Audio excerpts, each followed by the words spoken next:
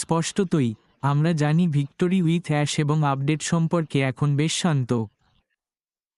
বন্ধুরা, আমি আপনাদের সকলকে বলতে চাই যে সাধারণত যখন আমাদের সিইও আসম্ফারা খুব শান্ত থাকেন, তখন এর অর্থ হল পর্দার আড়ালে বড় কিছু তৈরি হচ্ছে। তাই হতাশ হবেন না, চিন্তা করবেন না। তিনি কোথাও যাননি, তিনি দেশ ছেড়ে পালিয়ে যাননি, তিনি আমাদের অসহায় অবস্থায় ফেলে যাননি। পর্দার আড়ালে এখন অনেক কাজ চলছে। তাই আমাদের সাথে থাকুন এবং সবকিছু ঠিক হয়ে যাবে। যেমনটি অলিভার প্রায়শই বলে, তাই আজ আপনাদের জন্য আমার কাছে যা আছে তা হলো শৃঙ্খলা। সেই কারণেই আমি আপনাদের সাথে এই বিষয়ে কথা বলতে চেয়েছিলাম। তাহলে শৃঙ্খলা আসলে কেন এত গুরুত্বপূর্ণ? এবং আমি এটি সম্পর্কে সবচেয়ে গুরুত্বপূর্ণ যে বিষয়টি বলবো তা হলো শৃঙ্খলা। কেন? কারণ কাজের ধারাবাহিকতা গ্রাহক এবং অংশীদারদের আপনার বিশ্বাসযোগ্যতার উপর আস্থা দেয়। আপনি যত বেশি সেই আত্মবিশ্বাস তৈরি করবেন, তত বেশি আপনি বলতে পারবেন, এটি ঘটতে চলেছে, আমরা এখানে আছি, অথবা যাই হোক না কেন। এটি আপনার ব্যবসার উপর আস্থা তৈরি করে, এবং বিশ্বাস করুন বা না করুন, এটি প্রবৃদ্ধির দিকেও পরিচালিত করে। আপনার গ্রাহক বেস যত বেশি আপনাকে ব্যবসা হিসেবে বিশ্বাস করবে,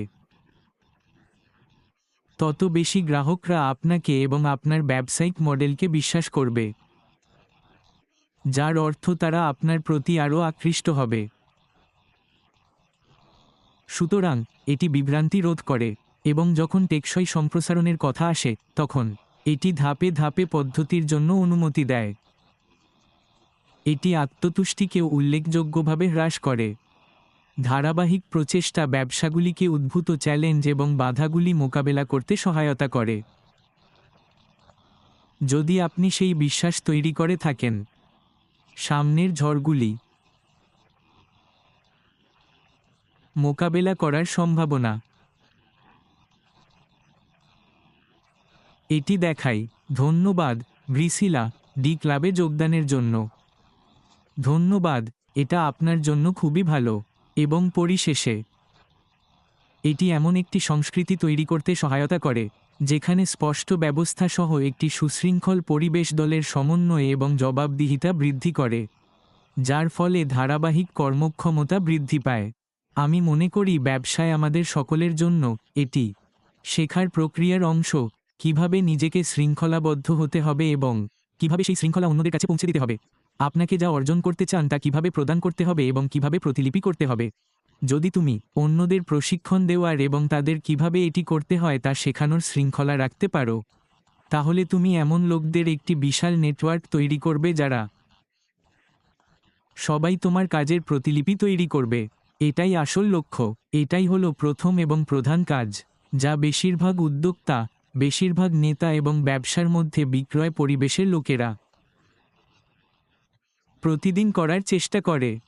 তারা অন্যদের বিকাশ এবং বিকাশে সহায়তা করে, যাতে তারা যথেষ্ট আত্মবিশ্বাসী হয়ে ওঠে যে তারা ঠিক আপনি যা করছেন তা করতে পারে এবং তারপরে আপনি যা করছেন তা প্রতিলিপি করতে পারে। স্পষ্টতই এই সমস্ত জিনিস গুরুত্বপূর্ণ, তাদের নিজস্ব বিশেষত্ব এবং তাদের নিজস্ব কাজের ধরন সহ।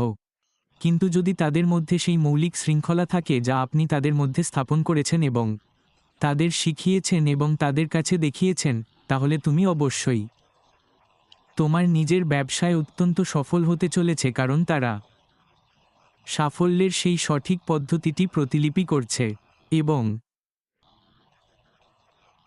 আমি যারা এটি দেখেন তাদের প্রত্যেককে তাদের যথাসাধ্য চেষ্টা করার জন্য অনুরোধ করছি। তুমি যতটা সম্ভব শৃঙ্খলাবদ্ধ থাকার চেষ্টা করো, তুমি যাই করো না কেন তাতে ধারাবাহিক থাকার চেষ্টা করো, এবং তারপর এমন লোকেদের কাছে পৌঁছানোর চেষ্টা করো যারা নেতৃত্বের জন্য তোমার দিকে তাকায়। আশা করি তাদের নিজেদের বৃত্তের লোকদের সুনির্দিষ্টভাবে এবং স্পষ্টভাবে শেখাতে পারো কোন দিকে এবং কিভাবে এগিয়ে যেতে হবে তা।